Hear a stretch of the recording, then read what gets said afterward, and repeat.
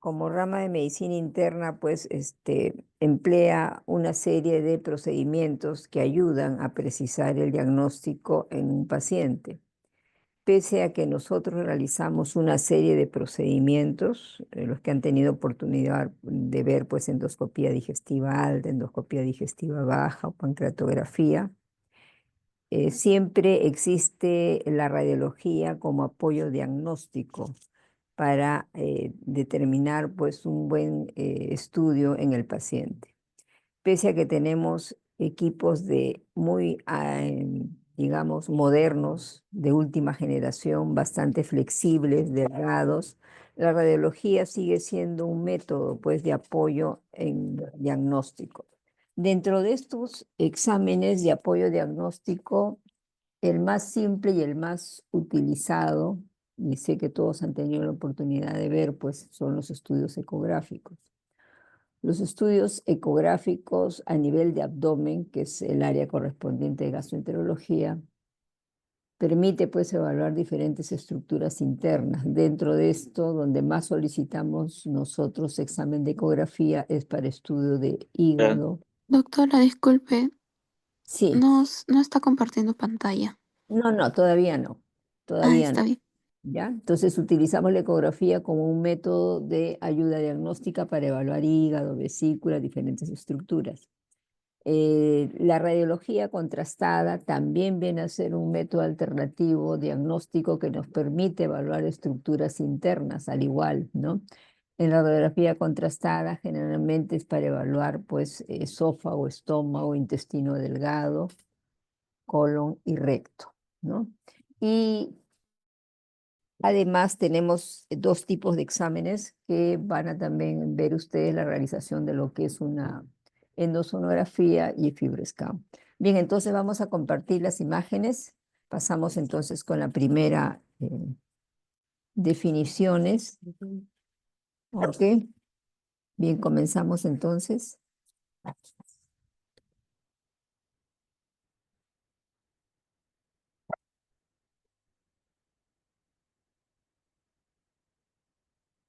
¿Están viendo?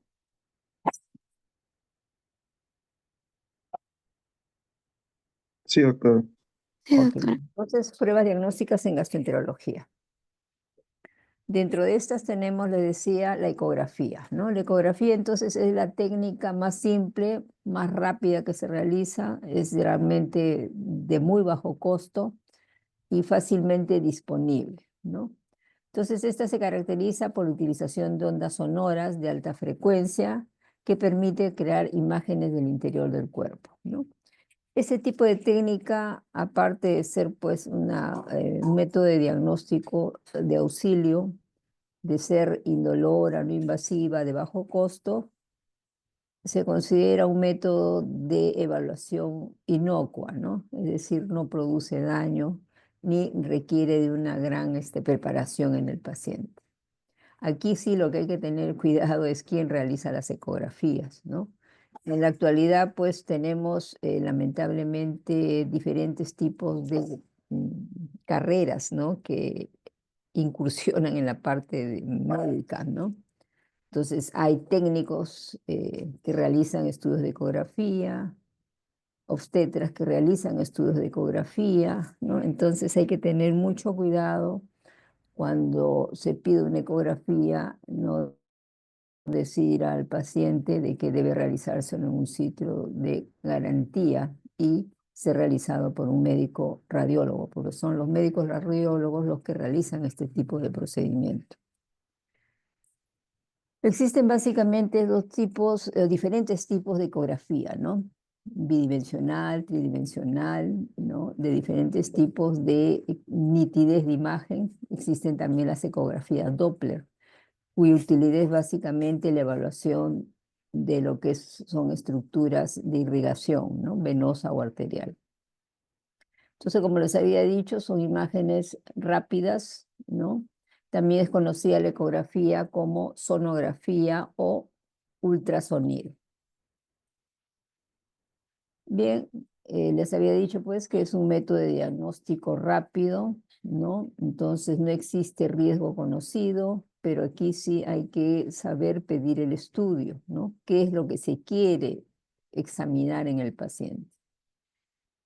¿Cuáles son las limitaciones? Básicamente, la ecografía tiene limitación para dar imágenes en el aire y en las estructuras óseas, ¿no? Entonces, no es útil para evaluación de pulmones o estructuras óseas.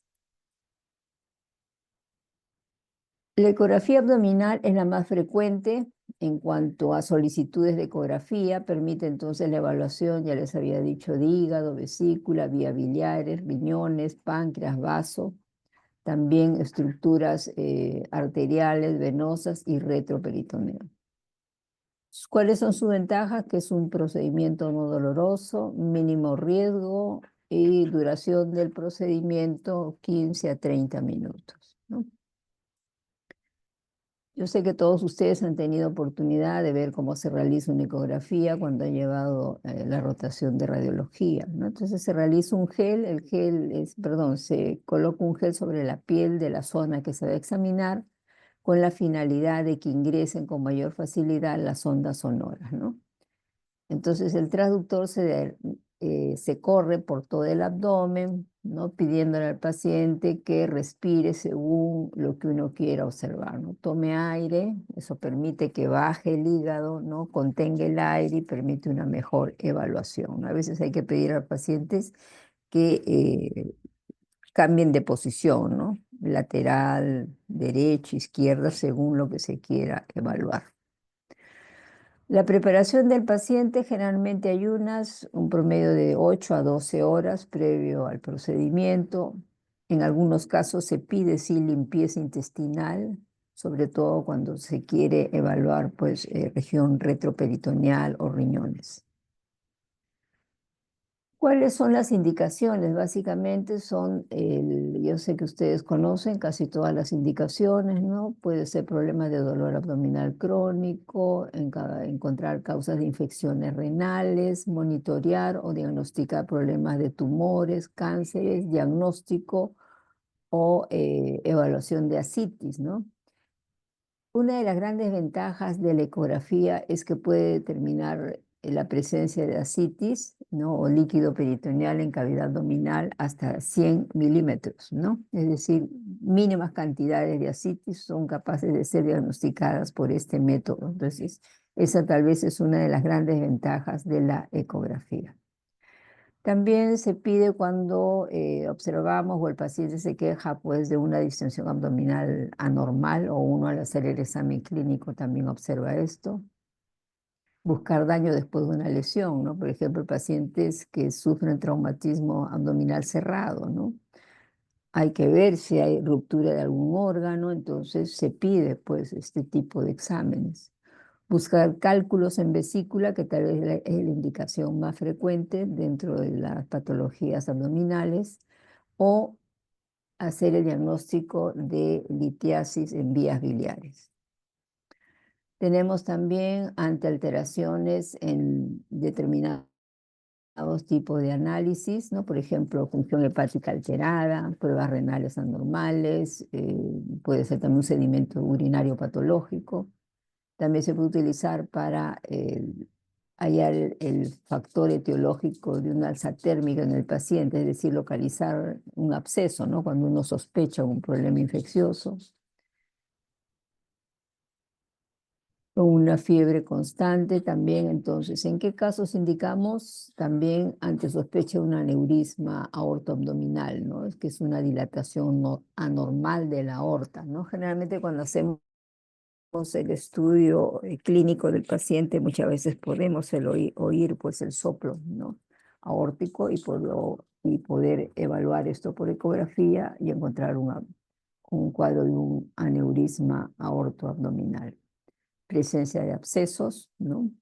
Pueden ser intraabdominales, retroperitoneales, pueden ser abscesos hepáticos, es decir, diferente localización de acumulación pues, de contenido purulento en cualquier órgano o tejido abdominal, ¿no? También encontramos absceso en pared abdominal. Apendicitis, colecistitis, cálculos biliares, hidronefrosis, cálculos renales, pancreatitis, que también es una de las indicaciones, ¿no?, de solicitar estudios ecográficos. La ecografía viene a ser la primera prueba que se debe pedir en un paciente con pancreatitis, ¿no?, sobre todo cuando pensamos de que es una pancreatitis leve. Cuando es una pancreatitis ya severa, la ecografía pasa a segundo plano y generalmente al paciente se le debe pedir una tomografía, pero la tomografía debe ser realizada 24 horas después de haber ingresado a emergencia. Tumores, también en el examen clínico podemos hacer pues el descarte de tumores localizados en hígado, riñón, páncreas, vaso, ¿no?, según el examen clínico que se realice, obstrucción de conductos biliares, ¿no?, sobre todo cuando observamos ictericia en el paciente o alteración del perfil hepático que nos indique pues un problema obstructivo. Entonces, las indicaciones de ecografía abdominal son múltiples, ¿no?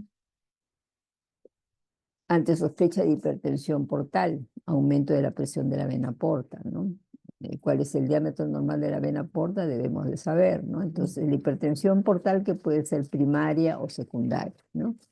Problemas vasculares, problemas de aneurismas, ya hemos dicho, como aneurisma de aorta, problema de trombosis, cuadros de inflamación, una colitis, un absceso, ¿no?, presencia de ascitis. Entonces, es una serie de patologías, problemas de esplenomegalia, ¿no? Esplenomegalia que muchas veces puede ser también una manifestación de la cirrosis hepática, ¿no? Entonces, bien, eso vienen a ser todas las indicaciones, ¿no?, de la ecografía. ¿Tiene algún tipo de riesgo? Ninguno. ¿Tiene algún tipo de contraindicaciones? Tampoco. Entonces, es un examen bastante simple, pero vuelvo a repetirles, hay que saber quién realiza el examen. En la actualidad tenemos ese problema pues de personal que no está debidamente capacitado, que comienza a hacer los estudios ecográficos, ¿no? Y a veces en vez de ayudar al paciente confunde y lamentablemente se pierde días, ¿no?, porque hay que volver a pedir el examen. Otro dato importante también es ver el tipo de equipo con el que trabaja el médico o el personal que está haciendo la ecografía. Existen también lo que son equipos de última generación, ¿no?, que permiten imágenes mucho más claras y detalladas, ¿no?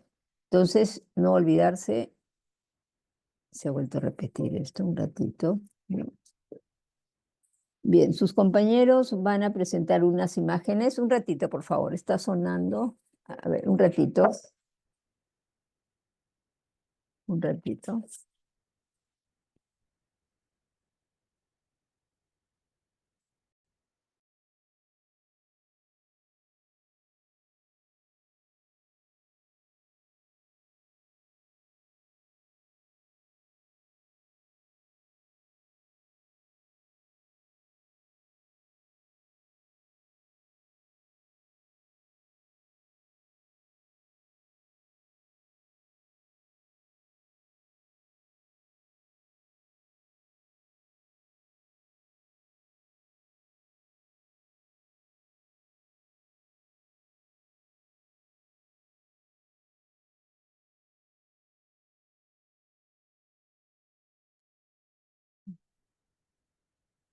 Bien, otro de los exámenes que ayudan mucho a gastroenterología es la radiología contrastada, ¿no?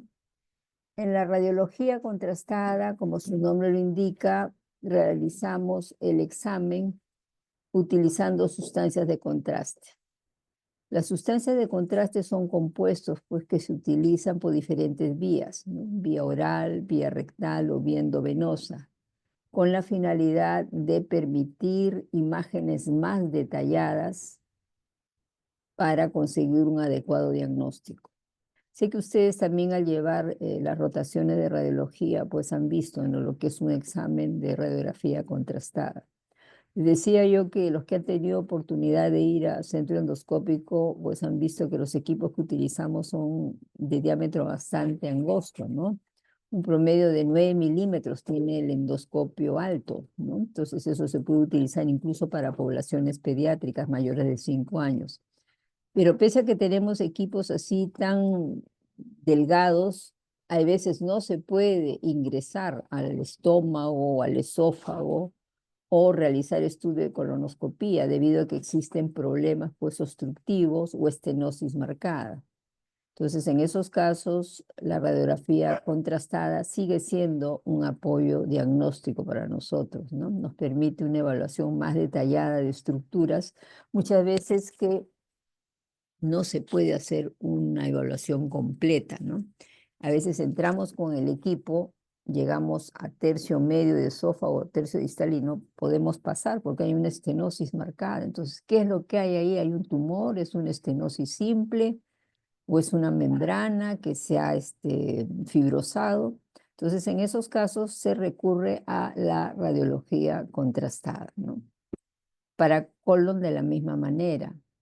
Antes los exámenes de endoscopía eran exámenes, pues, digamos, muy limitados por sus características. Entonces, sobre todo en colonoscopía, antes de hacer un estudio de colon, el paciente tenía que ser primero evaluado en radiología, ¿no? O sea, lo enviábamos a radiología para que le tomaran su radiografía contrastada y con una imagen donde se veía pues una alteración radiológica importante, una estenosis o una obstrucción, ¿no? Marcada o la presencia en una deformación, recién se procedía a hacer el estudio de colonoscopía. En la actualidad ya no, eso ha cambiado, ¿no? Entonces podemos nosotros entrar y ver porque los equipos, vuelvo a repetirles, en la actualidad son bastante flexibles, son bastante delgados, ¿no? Pero pese a eso, muchas veces tenemos dificultad para poder ingresar. Bien, entonces esos son los dos tipos de exámenes que vamos entonces a ver. Sus compañeros iban a presentar unas imágenes. A ver, por favor.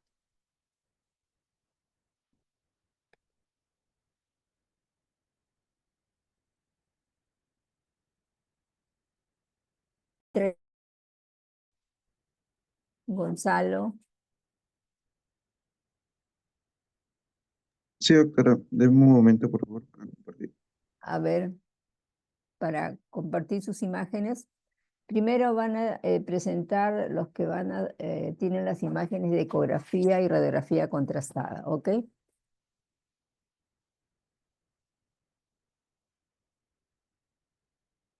¿Quién tiene las imágenes de ecografía? Sí, doctora, un momento. Ahorita comparte mi compañero. Sí, mi compañero ya está a punto de compartir, doctor. Ya.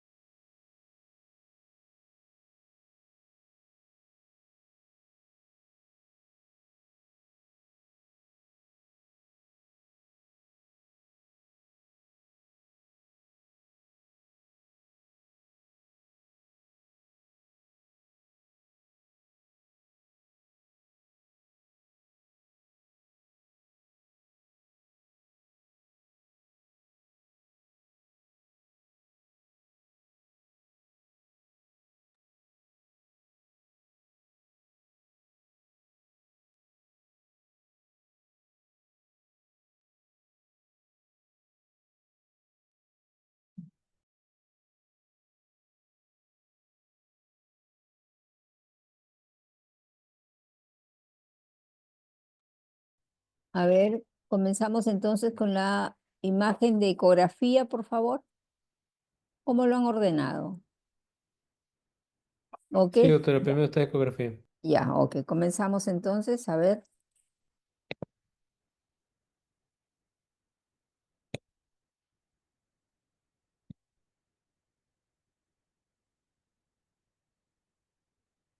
Bien, a ver.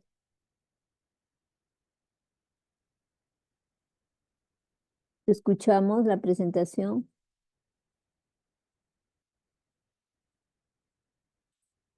Ya, Ya, buenas noches. Vamos a ver en pantalla lo que se debería, cómo se debería ver el hígado en una ecografía abdominal, ¿no? En esta imagen podemos ver cómo está señalado según los numeritos y abajo una imagen de dónde está, se puede decir, para ver la ecografía. El número 1 sería el lóbulo hepático derecho.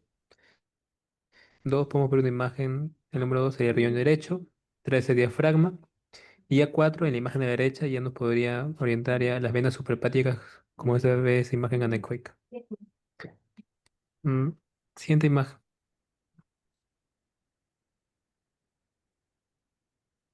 Bueno, también acá es otra imagen que también nos podría ayudar a ver la vesícula, el páncreas, la vena esplénica. En caso de la vesícula, hay otra imagen que se puede ver mucho mejor, pero es para ver más o menos ah, cómo entender cómo se ve órganos que están cerca del mismo hígado. Siguiente positivo. Siguiente imagen. Bueno, en este caso también se puede ver ahí el hígado. Se ve esa línea roja que mide principalmente el spam hepático. Siguiente imagen. Y bueno, esta imagen es como se debería ver ah, la vesícula. Ahí se puede ver el colédoco, la arteria hepática, ¿no? Lo que nos podría ayudar junto con la imagen más abajo. Siguiente imagen. Que ya es un poco más claro, ¿no? Allá podemos ver la vesícula con todas sus partes, fondo, cuerpo, infundíbulo, el cístico y la vena cava inferior, que está el IBC. Ujú. Entonces, ya hablando un poco sobre la patología vesicular, se trajo acá imágenes sobre litiasis vesicular, en el cual se ve ahí eh, la imagen hiperecogénica o el cálculo hiperecogénico, que sería el número 1, con su sombra acústica posterior, es el número 2. Es característica de todo cálculo. Siguiente imagen. Luego está esta imagen que es hay presencia de múltiples cálculos, o se puede ver. Hay varias imágenes hiperecogénicas. A su vez se puede ver aparte de los cálculos un barro biliar junto con esa sombra acústica posterior.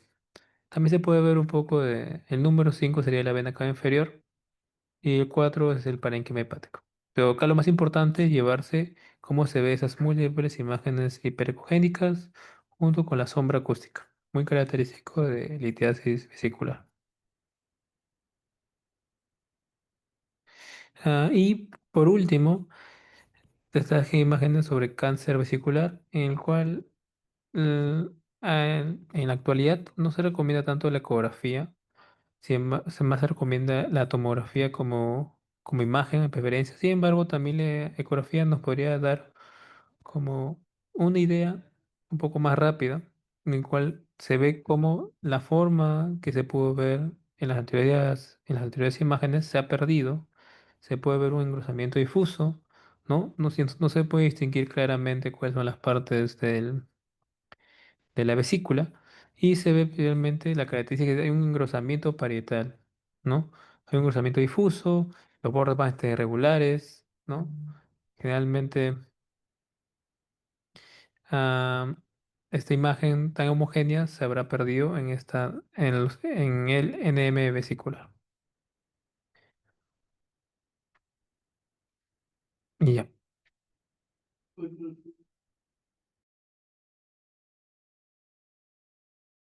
Doctora, usted me avisa si puedo comenzar con la radiografía contrastada. Sí.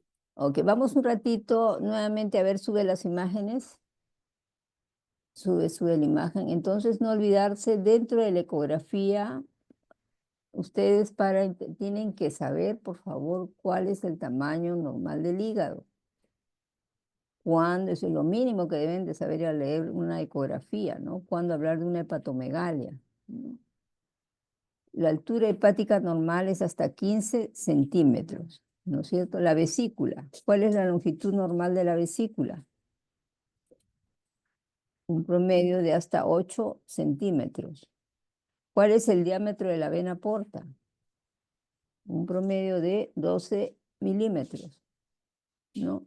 Eso es importante, ¿por qué? Porque ustedes tienen que saber, ¿no? Diferenciar en lo que es una vesícula normal a lo que es una vesícula inflamada. Le decía que entre las indicaciones más frecuentes de la ecografía es descartar litiasis vesicular, pero muchas veces puede haber una colecistitis alitiásica, es decir, inflamación de la vesícula sin necesidad que haya cálculos, ¿no?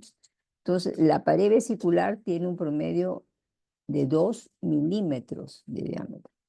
Cuando tiene más de 2 milímetros, ya hablamos de una vesícula inflamada de colecistitis. El colédoco, ¿cuál es el diámetro del colédoco? 6 milímetros. Cuando sobrepasa los 6 milímetros el colédoco, hablamos ya de dilatación coledociana, que puede ser indicativo de una litiasis, una estenosis benigna o un cáncer, ¿no? Entonces, eso es importante reconocer.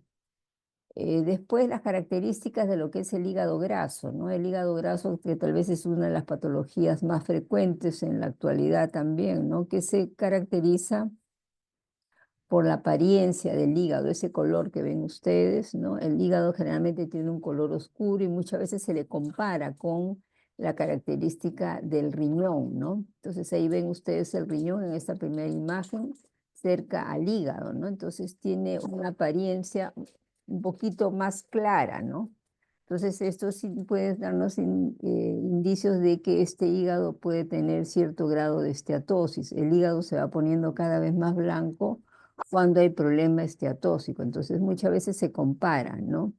La característica de la imagen del riñón con la del hígado, ¿no? Otra característica importante, les decía, es el diámetro de la vena porta. Cuando vemos que es una vena porta más de 12 milímetros, esto nos puede hablar de problema de hipertensión portal. Baja las imágenes.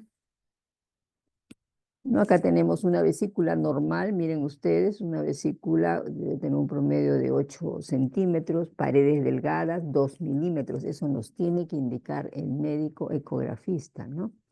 Lo que sigue. Bueno, esta es la forma como se hace la medición, ¿no? Del parénquima hepático. Al lado tienen ahí al riñón, la que sigue.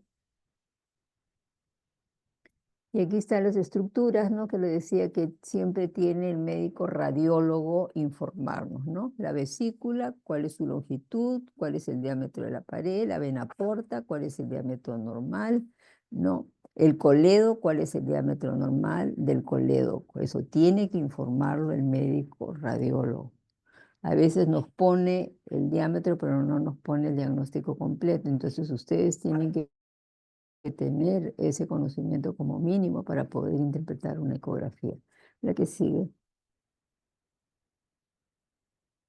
Aquí nuevamente, ¿no? Aquí se ve una vesícula un poco distendida. Hay que tener presente también que cuando un paciente está en ayunas, la vesícula está más distendida. Cuando va ingiriendo alimentos, ya pues se ha vaciado el contenido vesicular y muchas veces la vesícula ya no está distendida y no se puede hacer una diferenciación tan nítida como se ve acá de todas las partes, ¿no? La que sigue. Aquí ya se ve la característica del cálculo con la sombra acústica posterior. Ahí se ve la pared engrosada, ¿no? Ya no se ve así delgadita como vieron en la anterior. La que sigue. Miren acá, se ve la pared mucho más gruesa, la presencia de varios cálculos pequeños y la característica sombra acústica, ¿no? La que sigue. Y bueno, esta es una imagen bastante didáctica de un cáncer de vesícula, ¿no? Es una vesícula engrosada, miren ustedes, una pared completamente gruesa, irregular, no se puede diferenciar pues acá las estructuras, ¿no? Y como bien ha dicho su compañero, pues en la actualidad la ecografía, si bien es un hallazgo ecográfico, no es el método ideal, ¿no? Cuando nos sale así presunción diagnóstica de un cáncer de vesícula, al paciente según lo que querramos observar, se puede pedir una tomografía o una resonancia. La que sigue. Bien, entonces eso es en cuanto a ecografía. No olvidarse entonces saber interpretar las ecografías, hacer una buena solicitud de examen, ¿no? Para que también el médico radiólogo haga una adecuada evaluación. Entonces es un examen sencillo, no tiene riesgo, incluso se realiza en niños, en mujeres embarazadas, en ancianos, entonces no hay mayor riesgo. Pero aquí sí lo importante es saber quién realiza el examen y con qué tipo de equipo. Bien, el otro examen que les había dicho es la radiografía contrastada, que prácticamente es recordar lo que han visto ustedes en su capítulo o curso de radiología, ¿no? Nosotros seguimos utilizando entonces la radiografía contrastada como un medio de ayuda diagnóstica, sobre todo en pacientes en los cuales no se puede completar el estudio, ¿no? A veces hay pacientes que tienen pues disfagia orofaringia. Entonces, antes de, digamos, correr el riesgo de producir una lesión, preferimos primero pedirle al paciente una radiografía contrastada y ver qué es lo que está originando el problema de disfagia. Puede ser un divertículo de Senker. Entonces, un divertículo de Senker puede originarme disfagia orofaringe. El paciente no puede pasar el alimento. Entonces, si yo no sospecho en eso, puedo ingresar con el equipo y puedo perforar, ¿no? En vez de ir por la luz esofágica, me voy por la luz del divertículo y producir perforación. Entonces, en algunos casos debemos pedir primero una radiografía contrastada. Entonces, se trabaja acá con sulfato de bario o con compuestos de yodo, según se realice el examen, ¿no? Por la introducción de sulfato de bario, puede ser el paciente tome el sulfato de bario, o puede ser por enema si es que queremos ver colon, o compuestos yodados, que generalmente lo utilizamos en los exámenes de pancreatografía retrógrada endoscópica, ¿no? Para evaluar lo que es vía biliar. Bien, entonces, a ver, tenemos radiografía de esófago, ¿ok? A ver, escuchamos. Sí, doctora. Bueno, en este caso la radiografía contrastada de esófago también se denomina esofagograma o también lo nombran como tránsito esofágico varitado, ¿no?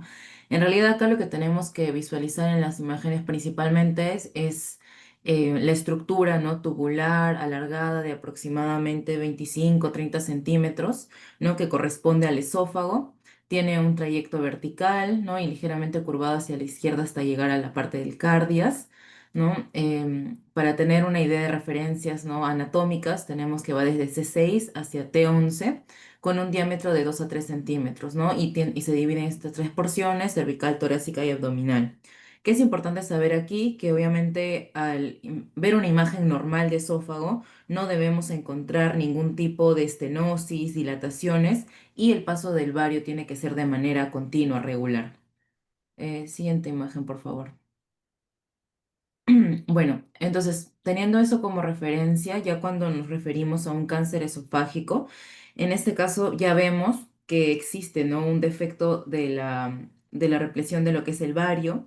Vemos que hay unos bordes curveados, no festoneados, y también podemos apreciar que hay un estrechamiento asimétrico, ¿no? Incluso se ve esta parte como de estenosis y se ve que el llenado es irregular, ¿no? Que obviamente difiere a una imagen normal. Siguiente, por favor. Ya, en el caso ahora de lo que es la radiografía contrastada de estómago, intestino, básicamente tenemos que visualizar las paredes, ¿no? Que sean regulares, ¿no? Con los pliegues ordenados, finos, que el vario igualmente se vaya repletando lo que es de manera regular, ¿no? Que haya una buena distensión, los contornos lisos, sin algún efecto de represión. Y esta es la morfología normal, ¿no? La distensión va a ser completa, sin ningún tipo de defecto de llenado. Siguiente, por favor. Sin embargo, ya cuando hablamos, ¿no? En este caso he puesto una imagen de un cáncer de fondo gástrico. Aquí básicamente vemos ya de que hay justamente en la unión gastroesofágica, ¿no? Se aprecian, ¿no? Los pliegues lisos y uniformes del fondo gástrico, ¿no? Que va a converger con el esófago distal Y justamente vemos pues que hay una unión anormal, ¿no? Porque el bario está como delineando los pliegues gruesos, irregulares, ¿no? Que están señalados con asteriscos. Y bueno, justamente vemos el adenocarcinoma de fondo gástrico que está invadiendo esófago en este caso. Siguiente, por favor. Ya, y en esta imagen igualmente vemos un cáncer, pero ahora ya no de fondo, sino de antro gástrico. E igualmente tenemos que percatarnos de que también existe estenosis irregular de la parte del antro, defecto de llenado con el bario, ¿no? Y también se retiene de manera proximal, ¿no? Justamente proximal a la lesión. Siguiente. Y bueno, este es básicamente del mismo caso. Ahí es un poco más evidente la estenosis y el defecto de llenado, ¿no? En la parte en la parte del antro. Siguiente. Bueno, ya para terminar con lo que sería en este caso cáncer de colon, aquí se va a hacer una radiografía de colon por enema y justamente pues vamos a ver aquí, es evidente que hay un defecto de llenado a nivel de la unión recto-sigmoidea, ¿no? En este caso igualmente encontramos un llenado irregular, un estrechamiento concéntrico de la luz. Se puede apreciar también cierta falta de distensibilidad de, en este caso, la unión recto-sigmoidea, ¿no? Siguiente. Y bueno, en estas imágenes también se logra apreciar igualmente un estrechamiento. No sé si se aprecia bien. Pero bueno, se ve Sí, sí, sí, un... sí se ve. Ujú, Ok, sí. gracias. Bueno, se ve como un estrechamiento igualmente concéntrico, irregular, ¿no? Que se denomina comúnmente como un aspecto de mordida de manzana, ¿no? Porque se ve como esta parte de aquí, ¿no? Delimitada la lesión. Y justamente pues vemos que hay un defecto de llenado, los contornos van a ser irregulares y hay una pérdida también de la distensibilidad. Ujú. Bien, ok. Entonces regresamos a la primera imagen. Están bien nítidas. Entonces, antes, como les decía, ¿no? Cuando los equipos de endoscopía comenzaron a ser utilizados, pues había un poco de temor, ¿no? Por el riesgo de perforación. Entonces, se pedía primero estudios radiográficos antes de proceder a hacer estudio endoscópico, sobre todo en colonoscopía, ¿no? Aquí vemos un esófago normal, ¿no? Ahora, actualmente, si bien existe todavía la radiología contrastada, son en casos muy limitados, pero siempre sigue siendo un apoyo diagnóstico, ¿no? Este es un esófago normal, ven ustedes las paredes lisas, sí, se ve el pase continuo, ¿no? Ese es en el momento, digamos, del procedimiento, generalmente el tecnólogo, ¿no? Va viendo cómo va pasando el contraste y se va tomando las placas radiográficas, ¿no? Secuenciales para tratar de visualizar todo el trayecto esofágico, ¿no? Cuando nosotros queremos esofagograma, se tiene que especificar, ¿no? Disfagia orofaringea o disfagia esofágica, en qué se está sospechando, en un divertículo de Zenker, en una membrana, en un cáncer, para que el médico radiólogo pida al tecnólogo que ponga más énfasis en localización de la imagen, ¿no? Bien, la que sigue. Bien, ahí tenemos pues las imágenes de un cáncer esofágico, ¿no? Ven ustedes cómo es la pared irregular, ¿no? Se pierde pues esa característica de una imagen constante de pasaje de contraste, ¿no? Aquí se ve una imagen bien marcada del tercio distal, ¿no? Este paciente definitivamente tiene pues un problema de una disfagia esofágica, ¿no? Incluso hay una dilatación sobre la estenosis, ¿no? Entonces, en estos casos muchas veces el equipo no pasa, ¿no? O sea, llegamos hasta la porción esofágica estenosada y a veces no puede pasar el equipo porque está sumamente estenosado. Entonces, ¿qué es lo que hay ahí? Tenemos que recurrir a radiografía para completar el estudio, ¿no? La que sigue. Bien, aquí tienen una radiografía de estómago, intestino delgado, ¿no? Antes se veía pues eso con frecuencia, en la actualidad pues la radiología ha avanzado tanto que la tomografía y ahora la resonancia pues hacen que cada vez utilicemos menos estos estudios, pero siempre siguen siendo para nosotros importantes en determinado tipo de casos. La que sigue. Aquí tienen igual, ¿no? La característica de la irregularidad, ¿no? La rigidez, ¿no? Pasa el contraste, pero no es una forma normal, ¿no? Ahí se ve una irregularidad constante con una estenosis, la que sigue. En cáncer gástrico, ven, todo, aquí el contraste pasa pues muy lentamente porque hay un problema de rigidez en todo el estómago, la que sigue. Aquí la característica en antro, ¿no? Un estrechamiento irregular, la que sigue. ¿Ven? Y esta es la de colon, ¿no? Ahí ven la parte final, ven ahí la cánula, ¿no? Por donde ingresa el contraste como un enema y se va tiñendo todo. Igual, hay veces hay casos en que ingresamos con el equipo y no podemos pasar, ¿no? Encontramos con una estenosis fuerte y ¿qué es lo que hay ahí? ¿No? Podemos recurrir a radiografía contrastada, pero como les digo, en la actualidad, pues la tomografía y la resonancia están desplazando este tipo de estudios, ¿no? Pero en algunos casos sí requerimos su utilización. La que sigue. Bien, aquí tenemos la característica signo de manzana mordida. Yo les decía que hace años, pues, para hacer una colonoscopía, porque era un examen muy difícil, ¿no? El equipo de colonoscopio, los que han tenido oportunidad de ver, son equipos bastante largos, pues, ¿no? Que tienen casi 1,80 m de longitud. Son bastante flexibles, pero antes eran equipos un poco más rígidos. Entonces, para hacer un estudio de colonoscopia, primero tenías que tener tu placa radiográfica a tu paciente donde veías alguna sospecha radiológica y recién procedías a hacer el estudio de colonoscopía, ¿no? En la actualidad todo eso ha cambiado, ¿no? Se puede proceder a hacer el estudio de endoscopía, pero con mucho cuidado, sobre todo cuando tiene sospecha de estenosis. Y vuelvo a repetirles, en algunos casos tenemos que complementar con radiografía contrastada. Esto es importante que lo tengan presente, ¿no? Porque todavía hay instituciones donde los procedimientos de endoscopía no son tan fáciles de realizar, ¿no? Como acá. Entonces todavía en el interior del país estos estudios todavía se realizan con más frecuencia. Nosotros en el Hospital 2 de Mayo pedimos todavía radiografías contrastadas, pero los casos son muy limitados. Bien, ¿alguna pregunta? Bien, entonces ahora para ya acabar, a ver un ratito, ¿eh?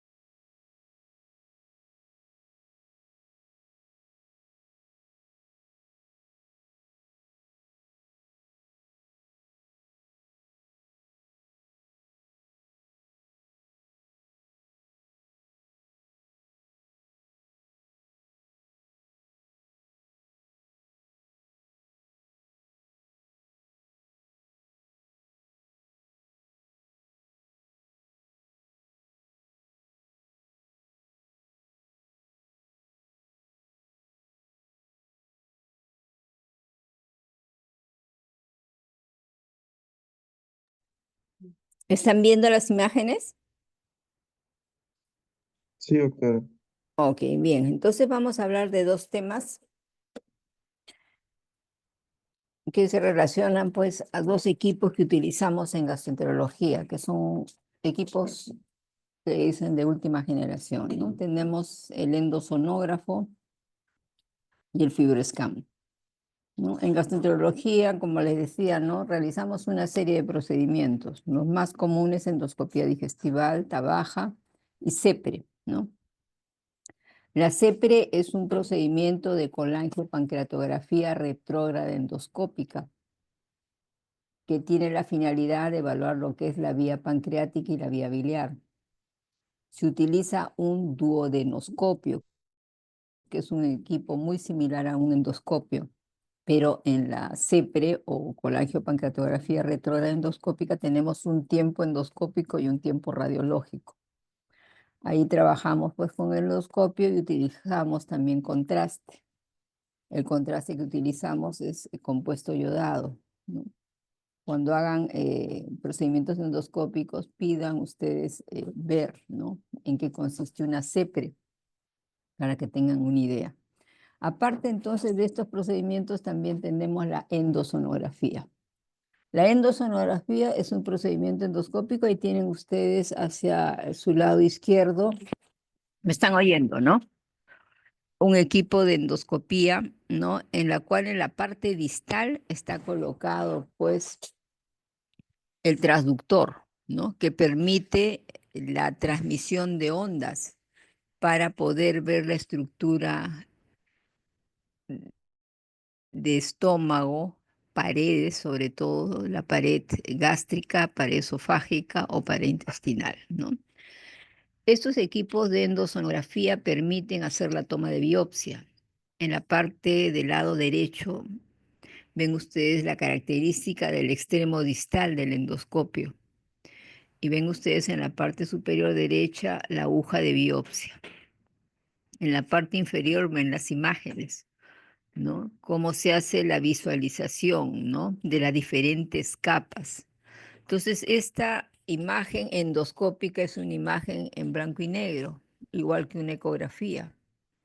Son ondas sonoras que se transmite a través de este equipo. Entonces, es una subespecialidad dentro del área de gastroenterología, ¿no? Entonces, todos los médicos gastroenterólogos hacemos endoscopía alta, endoscopía baja, CEPRE, que también es una, digamos, parte de la gastroenterología, ¿no? También nos capacitan para hacer CEPRE. Endosonografía es otra área donde también se capacita al médico que quiera aprender endosonografía o FibroScan. Bien, entonces, a ver un ratito.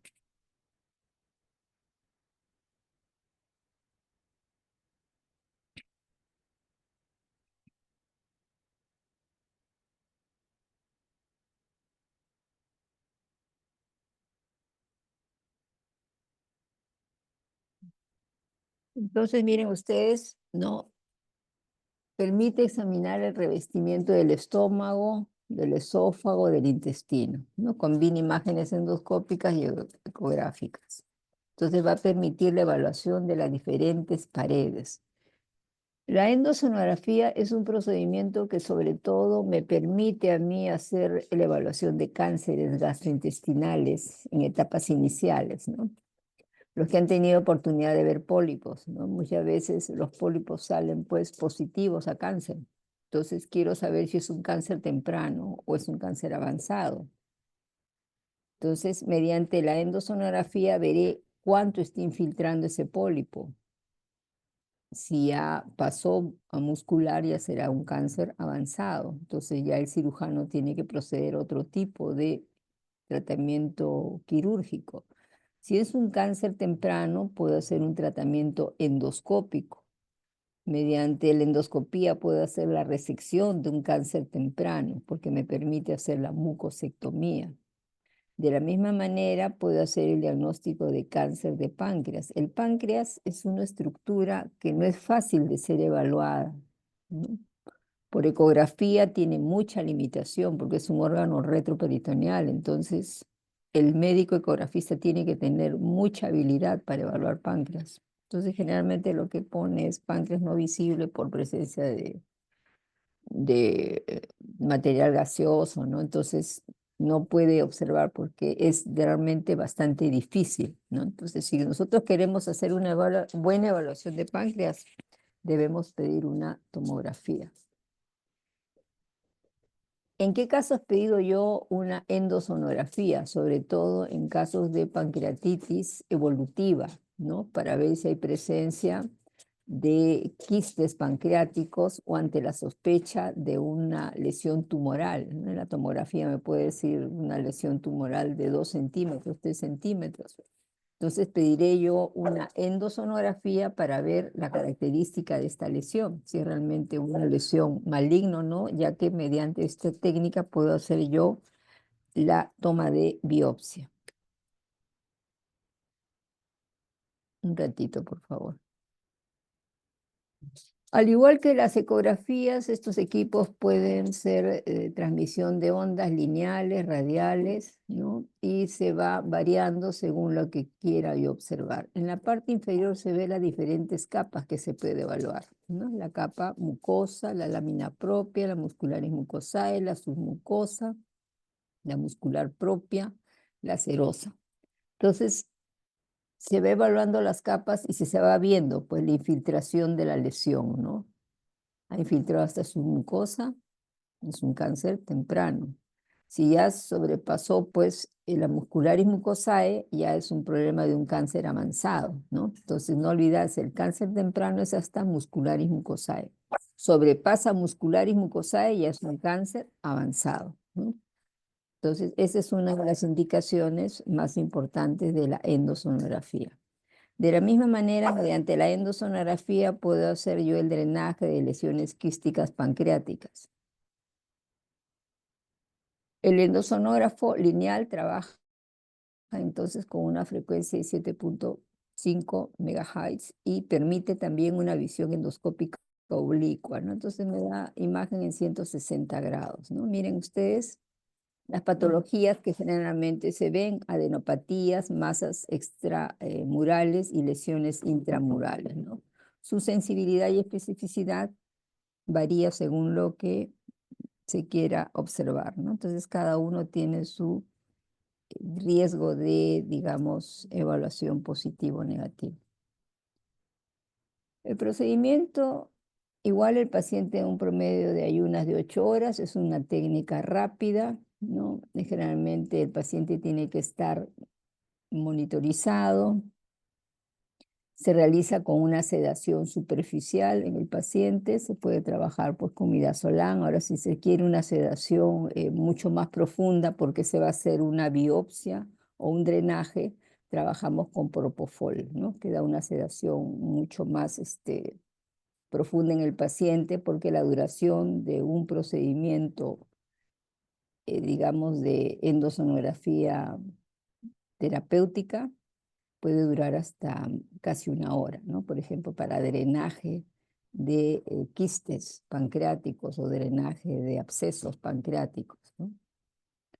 Indicaciones, miren ustedes: acalasia, adenopatía, carcinoma pancreático, carcinoma esofágico. Sobre todo en los carcinomas es para ver el estadio, ¿no? Si es un cáncer temprano o es un cáncer avanzado.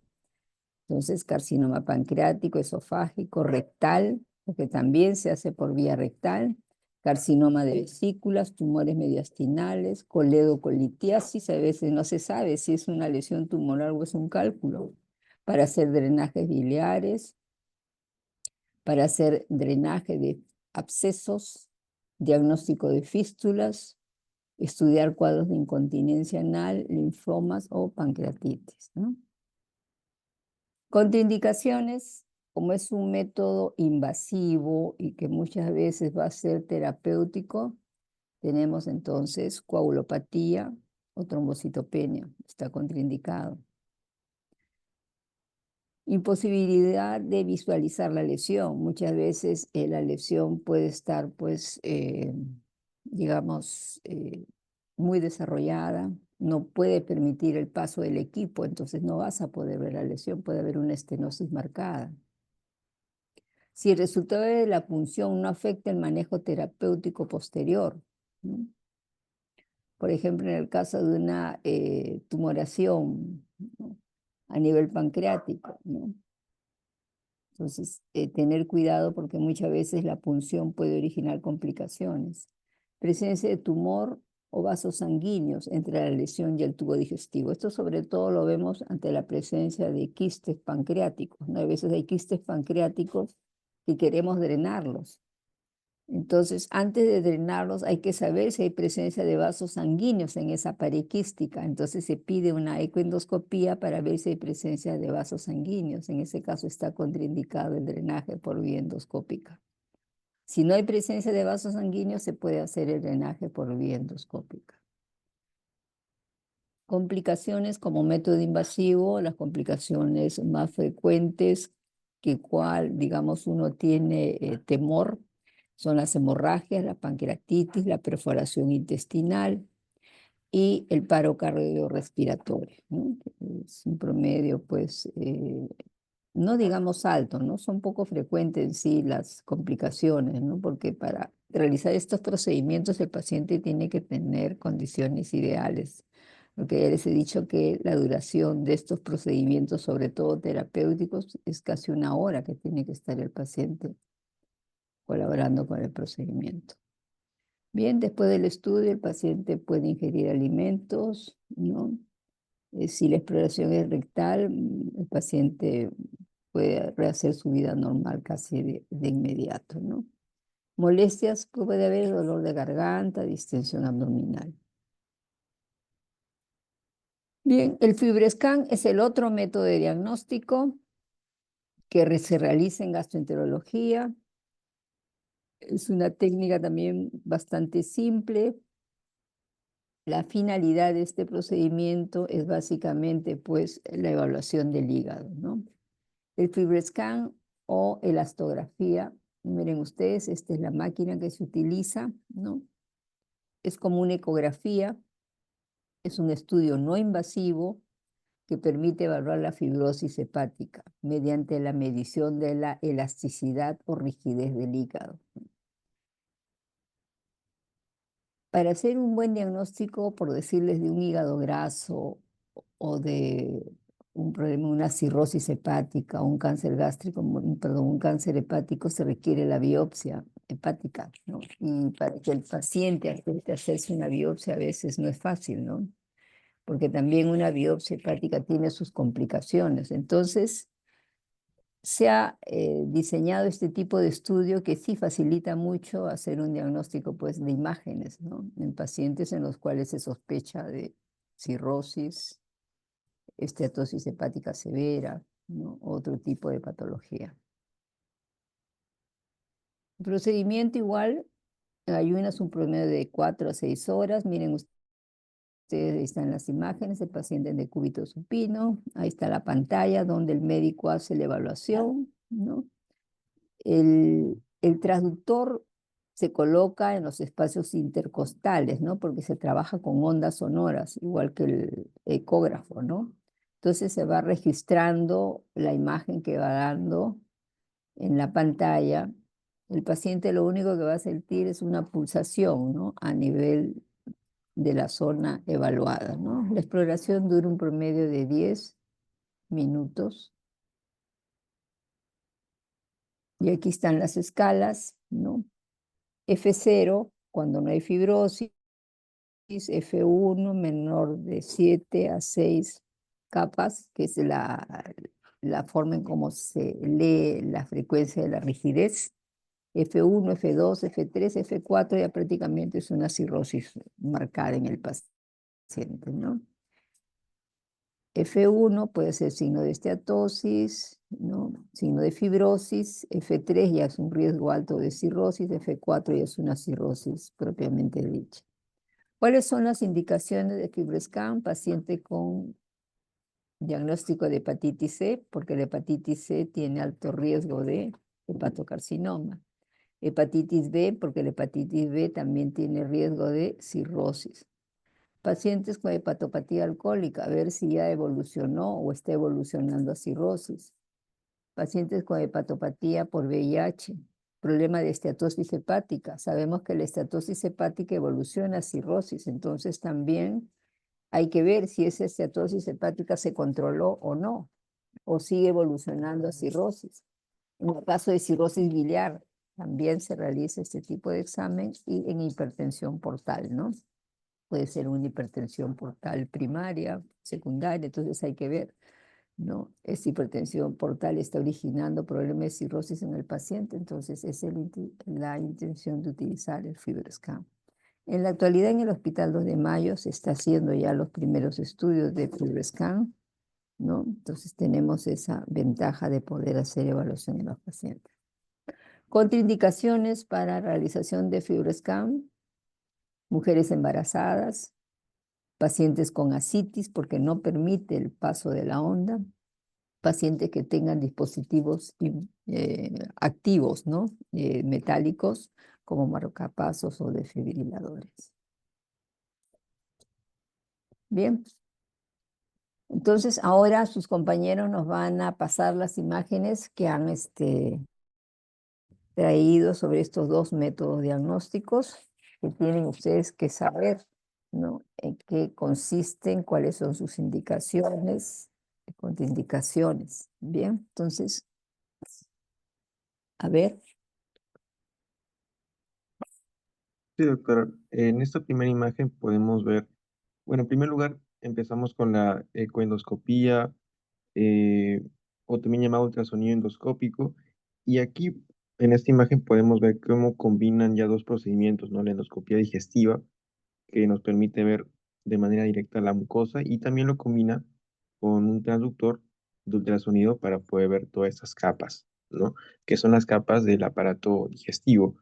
En este caso estamos viendo aquí esta estructura que vendría a ser el esófago, teniendo aquí a la mucosa, la vamos a ver hiperecoica. El músculo en este caso siempre se va a ver de manera hipoecoica. Entonces aquí tenemos a la muscularis mucosae, por aquí tenemos a la submucosa hiperecoica, la muscular propia o muscular externa eh, hipoecoica, y finalmente tenemos la adventicia hiperecoica. Por aquí también tenemos, en este lugar sería de una pared gástrica normal, podemos evidenciar también las capas y evidenciamos también las rugosidades gástricas, características de esta región. Dentro ya de lo patológico, aquí podemos observar que se realizó esta ecografía endoscópica para poder presenciar y se evidenció estos pólipos sésiles en el cuerpo gástrico. También por acá vemos cómo lo que les mencioné, que el músculo se veía hipoecoico, vemos aquí como la muscularis propia, la muscular propia, muscular externa, está demasiado grande. Esto vendría a ser una tumoración llamada leiomeyoma. Estamos en el esófago, ¿no? Leiomeyoma esofágico. En esta otra imagen, aquí podemos observar esta distorsión, digamos, hay una pérdida en las capas. Vemos también cómo cuando se trata de cáncer, hay un engrosamiento irregular, una pérdida de las capas. Y como bien mencionó la doctora, este método, esta herramienta diagnóstica nos permite a nosotros poder estadificar, ¿no? La profundidad de la invasión. Entonces, gracias a esto también se puede estadificar el cáncer. Aquí, por ejemplo, tenemos un cáncer gástrico avanzado. Vemos cómo ya casi no se notan muy bien las capas de esta mucosa gástrica, perdón, de esta pared gástrica. Aquí tenemos eh, un cáncer de recto avanzado, en el cual ya, pues, ya se perdió las partes de las capas normales. Vemos esta distorsión irregular. En esta otra imagen, aquí podemos observar eh, ubicado en el bulbo duodenal una masa hipoecoica, vendría a ser esta, que nos señalan que está ubicada en la submucosa, se inicia en la submucosa, pero se extiende hacia la muscularis propia, no está invadiendo. Y finalmente, para cerrar con el siguiente método eh, procedimental, vendría a ser la elastografía hepática o también llamada FibroScan. En este caso, acá les presentamos tres, aquí está tres elastografías de tres pacientes diferentes. Por ejemplo, en esta primera podemos observar cómo la elasticidad o rigidez hepático se mide mediante kilopascales. Esta vendría a ser la unidad que se utiliza para poder ver la rigidez del hígado. En este caso se tuvo un valor de 5.7, lo cual es menor a 7.6, algunas literaturas señalan menor a 7, en el cual consideramos que no hay fibrosis, no hay fibrosis casi inexistente. Entonces sería básicamente un caso normal. En este otro paciente, aquí vemos cómo la rigidez está cuantificada en 9.1 kilopascales.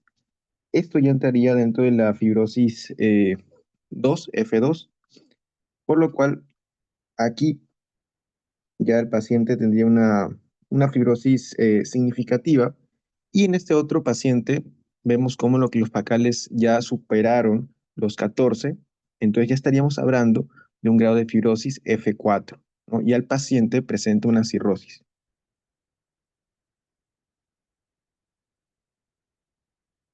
Bueno, por aquí también encontré estos resultados de FibroScan con diferentes resultados, sacando el promedio eh, bastante mayor a 14 kilopascales, por lo cual también sugiere cirrosis, ¿no? Este era de un paciente alcohólico crónico, más de 10 años, el cual se le hizo esta herramienta diagnóstica. Eso sería todo, doctora.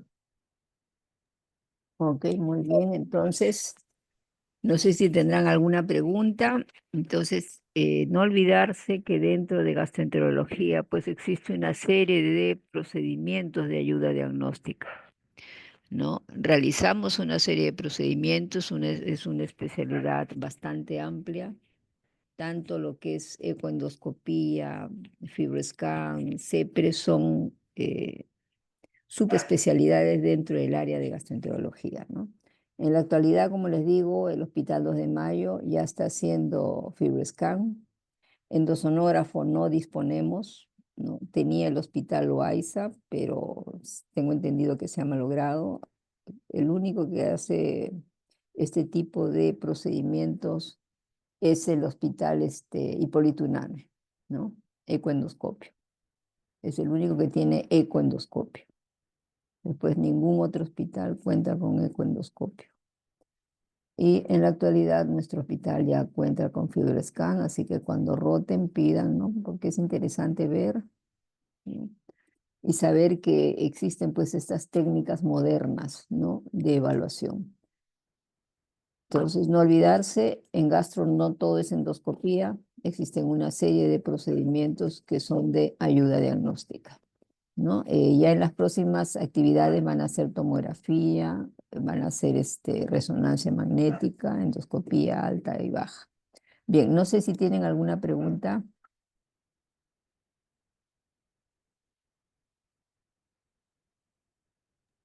Todo claro, doctora. Ok, muy bien chicos, los felicito, buenas imágenes. Y bueno, lean por favor, ¿ya? Cuando lean un informe siempre tienen que saber ustedes interpretarlo, sabiendo lo que es normal para que ustedes mismos puedan reconocer las alteraciones, ¿no? A veces cuando hacen los informes, el médico también, el radiólogo, hay que entender, ¿no? A veces tiene tantos pacientes que en las conclusiones a veces obvia ponerlo, ¿no? Entonces, bueno, este colédoco está dilatado, ¿no? Tiene 7 milímetros, pero no lo ha mencionado el ecografista, entonces hay que complementar, ¿no? Hay que pedir otro estudio más, ¿no? Tal vez una tomografía, ¿no? Para ver si realmente hay una dilatación de colédoco, ¿no? En la pared de la vesícula, ¿no? Igual a veces informa, ¿no? 3 milímetros, 4 milímetros, pero entre las conclusiones no lo ponen, ¿no? Entonces, por eso es importante estudiar y saber las cosas básicas para que se pueda interpretar. ¿no? Entonces, no olvidarse estos métodos de diagnóstico que son bastante modernos, ¿no?